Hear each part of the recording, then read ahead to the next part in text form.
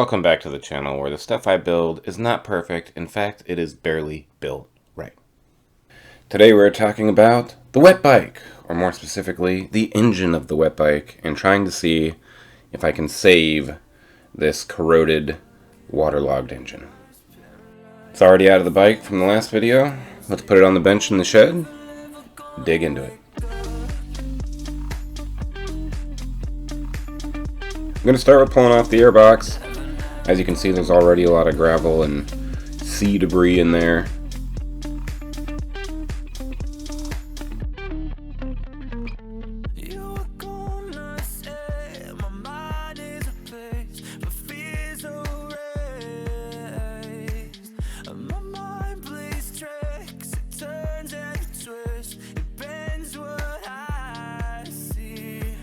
My goal here was to pull the carb side so that we could get a better look at the rotating assembly and see what kind of damage or what kind of shape the rotating assembly is in.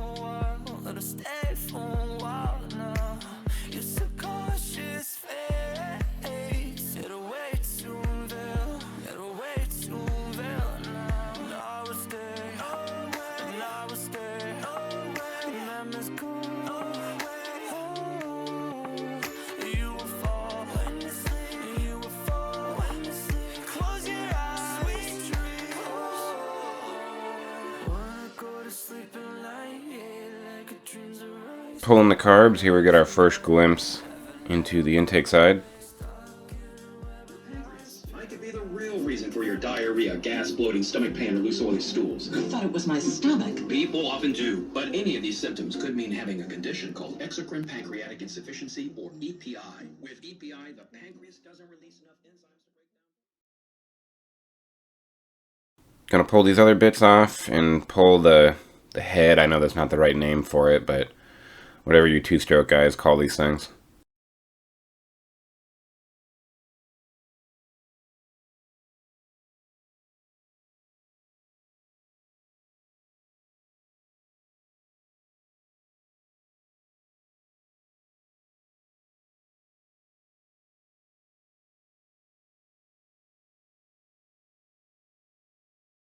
Oof. That's not good. Great.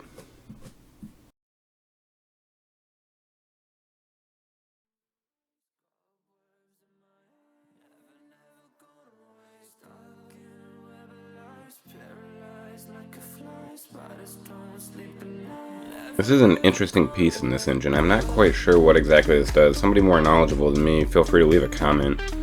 This weird little flapper valve gasket thing that's here.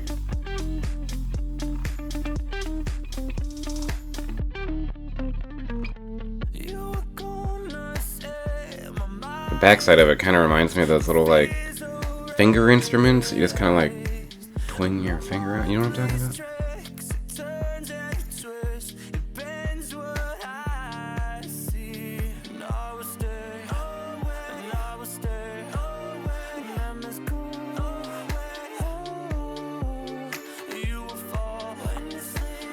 And here we see the rotating assembly for the first time. One side definitely looks a lot worse than the other side. Let's see how much of this will clean up with just some light brushing and some light scrubbing here.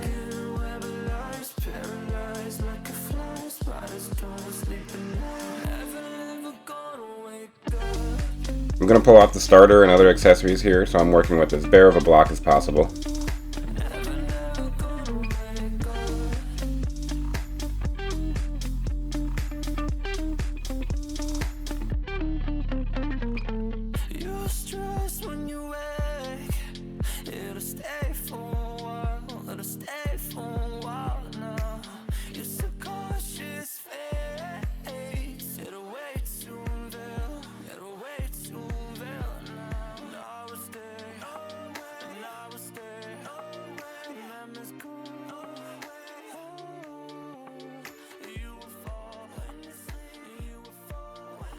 Gonna spray a little bit of penetrating oil, a little PB blaster product here.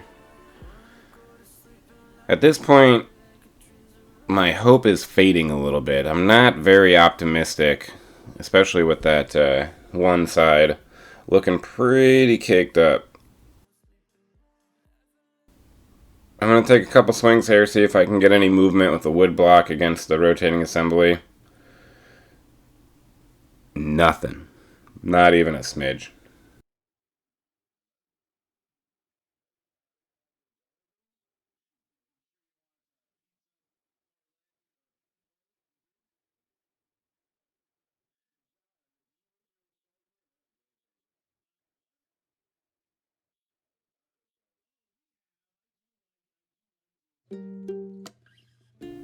Man, it's looking bad. And at this point, I guess my only chance is if I have the engine and clean everything up. I mean, man, that sounds like a chore.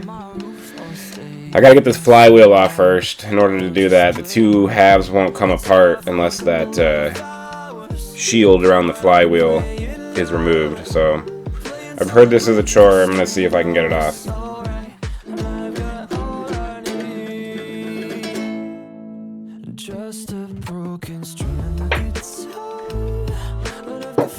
So then I went and ordered a whole new flywheel puller. This isn't an OEM tool, this is kind of a more universal flywheel puller, but I figured it'd be better than the hand tightened one I had.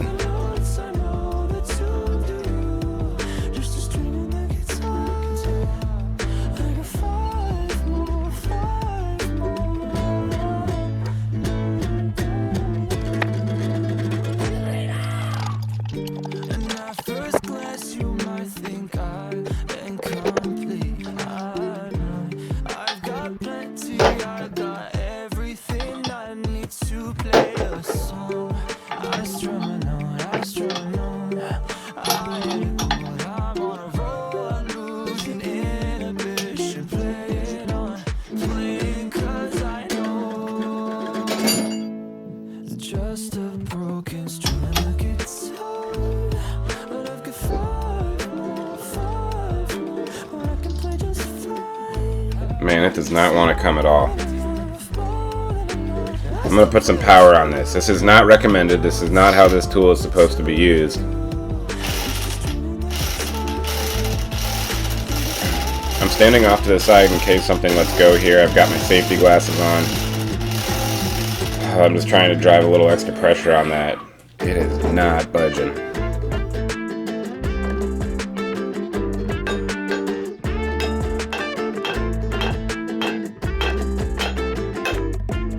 BFH has no effect.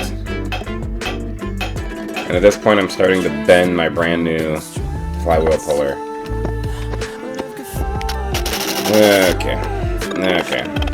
You know what I'm gonna do? I'll tell you what I'm gonna do. Actually, better yet, I'll show you what I'm gonna do.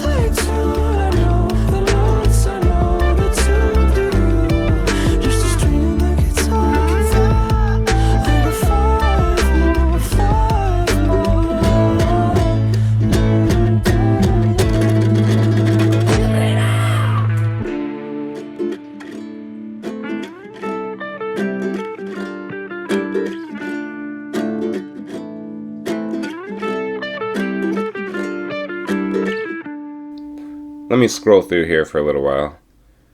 As always, thanks for watching, and we'll catch you on the next one.